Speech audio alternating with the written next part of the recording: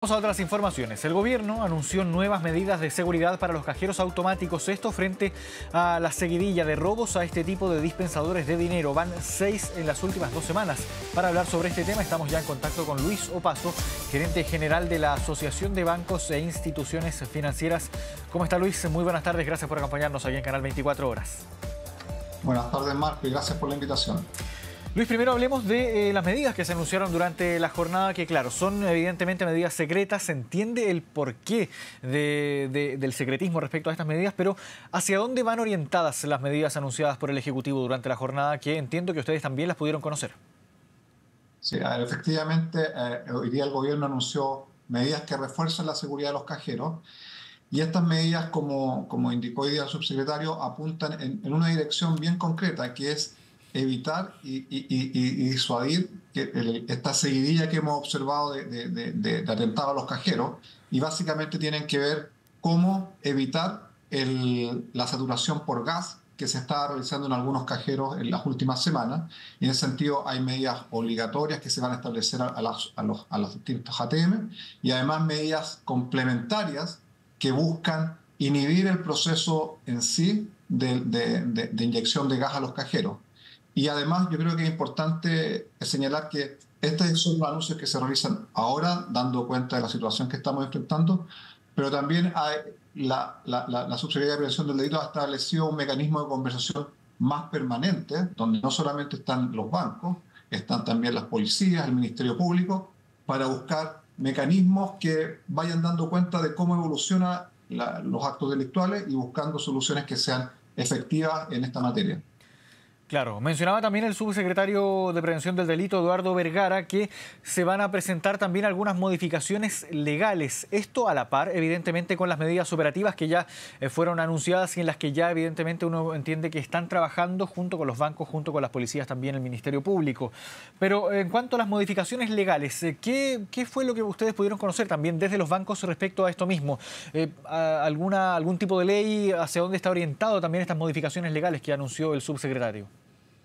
¿Y cuánto tiempo quizás también podría demorar esta situación, la tramitación? El detalle de la propuesta legal que va a hacer el gobierno lo tiene que dar a conocer el gobierno, pero yo puedo mencionar que estas medidas y estos anuncios que se establecieron buscan establecer una penalidad mayor a aquellos que delinquen explotando cajeros. Porque aquí, Marco, yo creo que es importante señalar que la explosión de cajeros no solamente limita la prestación de un servicio que la ciudadanía necesita, la provisión de efectivo, sino que también involucra riesgos para las personas que están en las localidades cercanas a donde se realiza esta explosión, y en definitiva es algo que tiene un impacto muy grande en la comunidad. Entonces, en ese sentido, establecer las penas que corresponden es un avance. Y lo segundo es que esto involucra la participación de muchos actores. Obviamente los bancos buscando mecanismos de seguridad para los cajeros, las policías investigando, y también el sistema que dé penas acorde a los delitos que se cometen. Ahora, ¿por qué de los cajeros que se han robado la gran mayoría corresponde a cajeros de un solo banco, del Banco de Chile? ¿Qué es lo que ustedes han podido identificar ahí? Efectivamente, ha habido concentración de atentados a un cajero, a una institución en particular. Ayer, sin embargo, tuvimos más instituciones involucradas. El por qué se está dando este hecho, por cierto, que es llamativo, pero es más bien, yo creo, la respuesta a eso parte de lo que las policías en su proceso de investigación pueden dar cuenta de por qué se está dando ese hecho. Entonces, es más bien parte de esa labor. Hablemos ahora del entintado, porque hemos visto durante estas semanas en que ha resurgido el tema del robo de cajeros automáticos, que el entintado solo estaba presente, me puedo equivocar en la cifra, pero creo que en un 1% de los cajeros a lo largo de todo Chile. ¿Por qué es así esta situación? ¿Es un disuasivo efectivo? ¿Por qué no se usa con tanta masividad como lo que uno podría haber creído?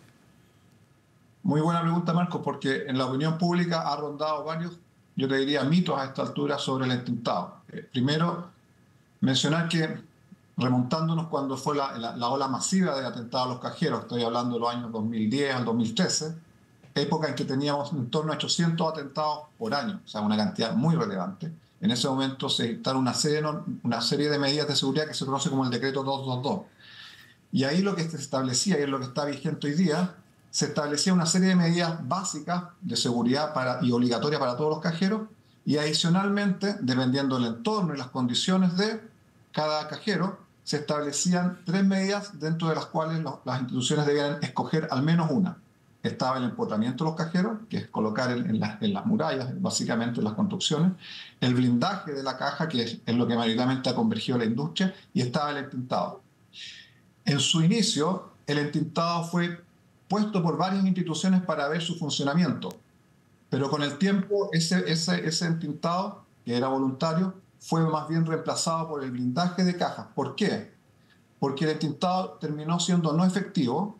De hecho, en muchas jurisdicciones esto está comprobado que no cumple el rol que tiende a ser una medida que uno dice, ¿por qué no? Si se entintan los billetes queda todo automáticamente invalidado el acto criminal. Pero en la práctica tenemos varios problemas. Uno, Chile es un país donde los temblores son algo recurrente. Entonces, teníamos temas operacionales que había un temblor y explotaba el sensor. O cuando se manejaban las valijas, además de otros problemas operacionales. Y en la práctica, y esto es bien importante mencionarlo, muchas veces, y esto está probado en algunos informes de seguridad, cuando tú explotas un cajero, el mecanismo de activación del entintado no funciona. Es la analogía equivalente a cuando, supongamos, tenés un auto y tú explotas ese auto, los airbags no funcionan, y no funcionan porque el sistema se destruye. Y adicional a eso, una vez que incluso en aquellos casos que se activaba, y lo que se observaba era primero que el porcentaje de billetes que se entinta es acotado. Y además existen técnicas, en nuestro caso particular de Chile, donde los billetes son de polímero, esta especie de plástico, que esos billetes pueden ser con algunos productos, ser limpiados, y en definitiva el efecto que uno tiende intuitivamente a pensar que se asocia al entintado no ocurre. Y por eso con la práctica se ha retirado como un mecanismo porque no funciona. Y es importante mencionar que cuando uno conversa con otros ejecutivos de otros países, por ejemplo Australia o Reino Unido, también se ha eliminado o no se usa el entintado como el mecanismo de seguridad apropiado. Entonces, esas son parte de las razones y un poco lo que ha pasado en torno al entintado. Claro, ahora, ¿qué debilidades ven ustedes actualmente, hoy en día, y que están permitiendo que en estas últimas semanas hayamos tenido esta cifra de 6 cajeros prácticamente que fueron robados, algo que no habíamos visto en un periodo tan corto de tiempo, al menos durante estos últimos años? Sí. A ver, yo creo que hay varias cosas que uno puede mencionar al respecto, pero yo creo que quería enfocarme en 2 elementos. Uno, no hay que olvidar el contexto en el cual estamos, Marco. El tema de la seguridad es un tema que no solamente está afectando a los cajeros. Previamente en la nota que ustedes tenían se hablaba de los centros de salud, tenemos los portonazos. O sea, la seguridad es un tema en general y, por cierto, ha cambiado o se ha focalizado hoy día en los cajeros con una yo diría, cantidad y frecuencia en las últimas 2 semanas que no estábamos acostumbrados. Y, por cierto, eso nos llama la atención a poder ver qué es lo que podemos hacer para poder mejorar la seguridad de nuestros cajeros. En ese sentido, yo creo que es importante tomar medidas, y yo creo que en ese sentido la instancia que se ha establecido con la Subsecretaría de Prevención del Delito, donde cada uno en su rol, por cierto, tanto las policías, tanto la autoridad como nosotros, tenemos que ir buscando las medidas para mitigar. El crimen evoluciona y por ende también las medidas para mitigar deben evolucionar. Y acá el punto es que tenemos que buscar cosas que sean efectivas. En su momento dieron cuenta de la situación del 2010-2013 que mencionaba, medidas que fueron muy efectivas. Y así como en ese momento enfrentamos de manera técnica esta discusión, creo que también hoy día es el momento, y esto hay que mirarlo como una tarea permanente, no solamente medidas que se anuncian en un momento y esperar indefinidamente. Esto es un trabajo continuo y ese es el espíritu que nos mueve a trabajar con la subsecretaría. Claro, ahora, de acuerdo al escenario actual que es el que estamos viviendo en nuestro país hoy en día, ¿dónde piensan ustedes que se puede orientar quizás las medidas para evitar el robo de cajeros automáticos, pensando en los factores comunes que hemos visto en estas semanas? Casi todos han utilizado el método de saturación por gas, la mayoría han ocurrido, son siniestrados los cajeros de Banco de Chile, pero me imagino que también hay más elementos en común que uno puede quizás identificar, sobre todo ustedes, desde los propios bancos.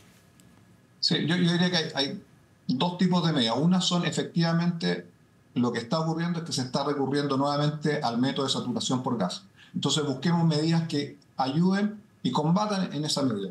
Alertas frente a, por ejemplo, la intervención de los cajeros cuando uno detecta que se inyectan las mangueras de gas, u otros elementos que, de hecho, viendo la experiencia de Colombia, que este tema está ahí también, hay modificaciones a la estructura para evitar que se acumule el gas, por ejemplo. O sea, hay un set de medidas y tenemos que ver las que funcionen y buscar de la experiencia internacional y también de nuestro conocimiento para combatir la saturación por gas. Yo te diría que eso es el primer elemento. Y el segundo elemento tiene que ver con cómo reducimos y mejoramos la coordinación con las policías para que cuando se activen las alarmas y podamos activar alarmas oportunamente cuando se está tratando de intervenir un cajero, que también la coordinación con las policías sea lo suficientemente oportuna para poder acercarse al sitio del suceso y poder identificar y atrapar a quienes delinquen.